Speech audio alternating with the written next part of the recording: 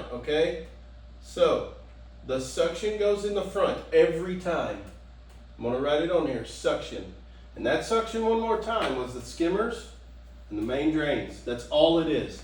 So this huge body of water, let's just say 20,000 gallons, is using this pump to suck all of this out and to go to it, okay? Now look, one more thing, very important about the pump. The top.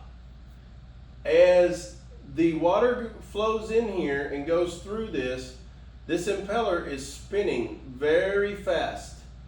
It's called RPMs, it's revolutions per minute. And as the impeller spins, the motor is what makes that thing spin. So the electricity goes over here and it's going to an AC current, and this motor is going, and this thing is spinning. And that's creating centrifugal force.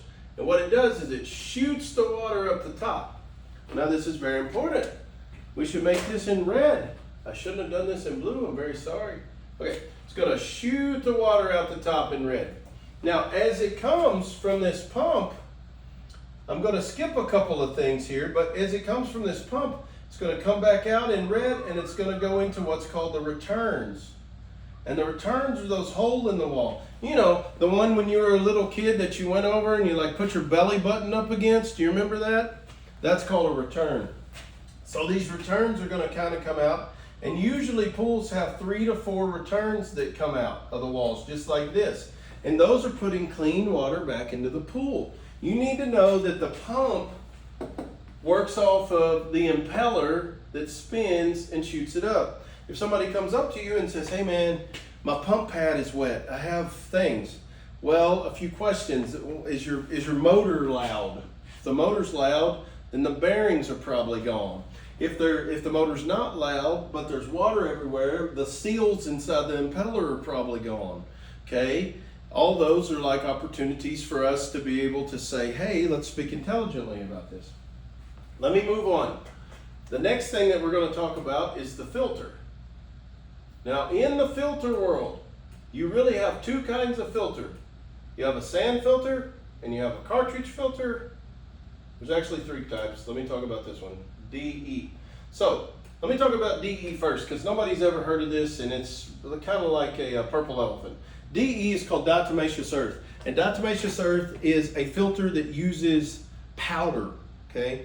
So what they do is they take powder and they put it in there, and that powder actually grabs all the little bitty microns of disease and everything and like holds on to it. The problem with the DE filter is they have to be cleaned really often, and pool service people like Blue Splash, we don't like them because they're really hard. They're also not user-friendly for the customer by and large.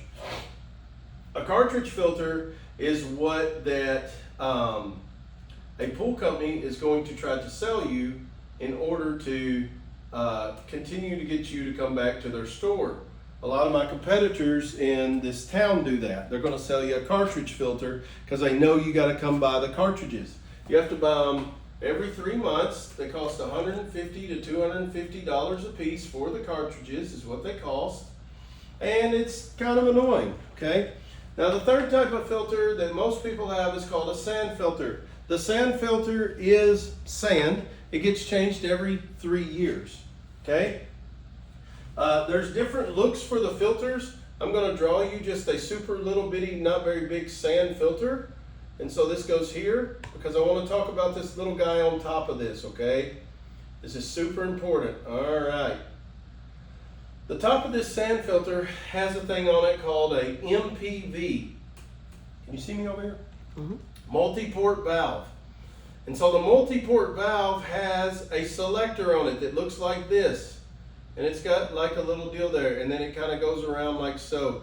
And it's got all these little places that it'll fit in. Now, if you want, write that down on your paper. You can look up multi-port valve later. It's totally fine. You can kind of see what that looks like. But how it essentially works is we select where the water goes and what it does, okay?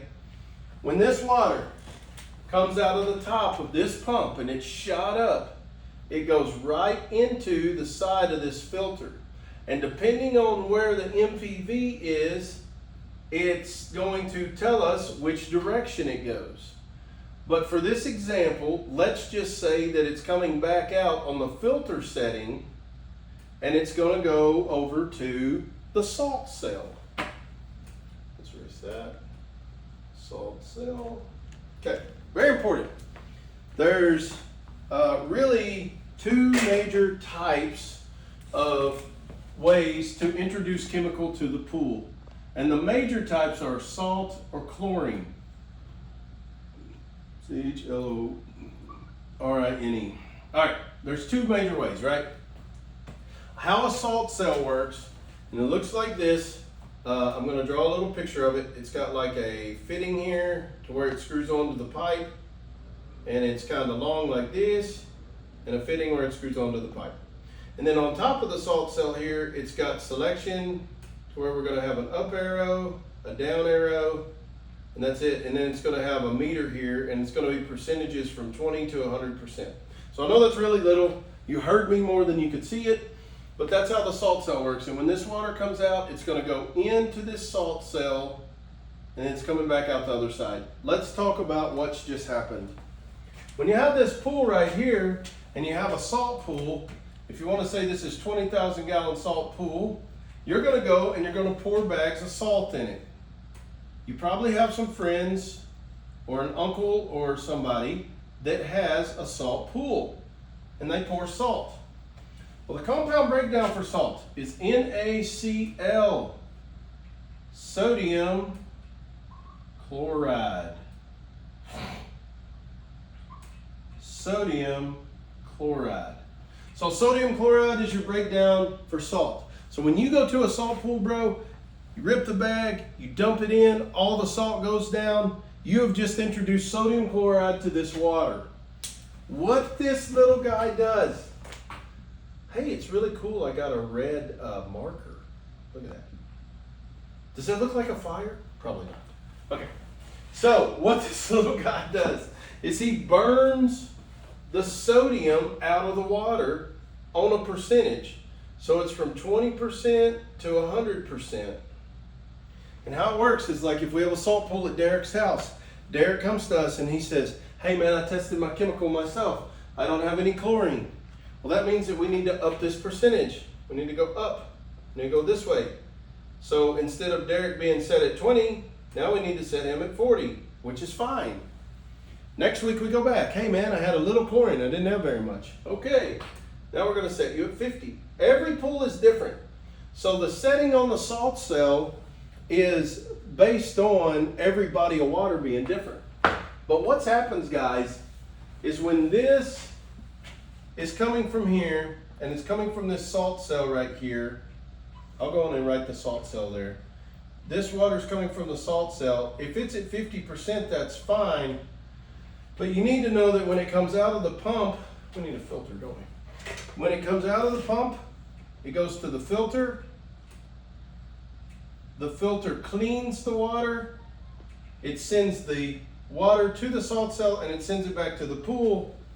Well, when this water, dirty water, is coming through the pump and going to the filter, it is 100% NaCl. Okay? Not until it goes through the salt cell does it reduce to 50%. Meaning that on this side you got 50% sodium water, 50% chlorinated water, which makes this saltwater pool a chlorine pool. Yes, a saltwater pool is a chlorine pool. So when people are like, oh, I don't want a chlorine pool, I want salt. If you say you're an idiot, it's probably not going to go well. You can think it, but never correct them. They don't know. It literally took me 10 minutes to explain this to you just now because you didn't know. Now you know. But a saltwater pool is a chlorine pool.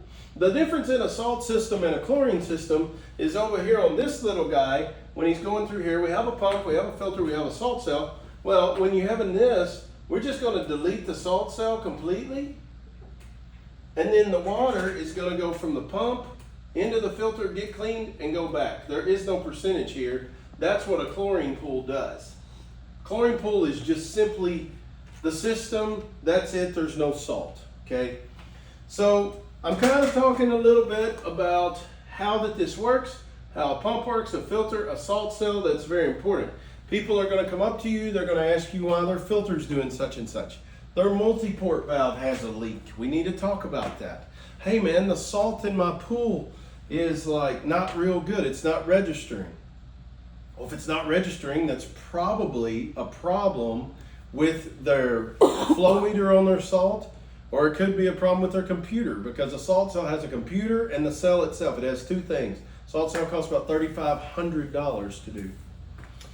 Leave you with this on this video. I know it's been long and I'm tired of talking, but can you convert a saltwater pool to a chlorine pool? Yes. And it's pretty easy. All we got to do is take the salt system out and just start using the pool like a chlorine pool. It takes 9 to 12 months to get all the sodium out of the system, but it will eventually come out. We don't need to drain the pool. It's fine. Can you convert a chlorine pool to a saltwater pool? Yes, but it's very expensive, because actually in the industry, when they sell us handrails and we install them on these different types of pool I drew earlier, they sell a salt handrail that doesn't rust, and they sell regular steel that does rust. And if you put a salt system with regular steel rails, they will rust in place and you will have to completely cut them out later. So it's way easier, if you're going to do a conversion package, in order to do that we just do all the conversion package at once. It's going to cost about $10,000 to convert the system, but we can convert it. Going the other way from salt to chlorine, it's like dang near free. It's pretty close to free, because all you're doing is just upping the way you are, and you're probably going to put like it's not free, but you're probably going to put about $300 chlorinator on the pool to help you, and that's it. So kind of tells you a little bit about pools. I've kind of walked around how a pool works. We have other videos that are way more informational than me about water flow and water chemistry. I hope you've learned something today about this. We will see you in another video later. Take care.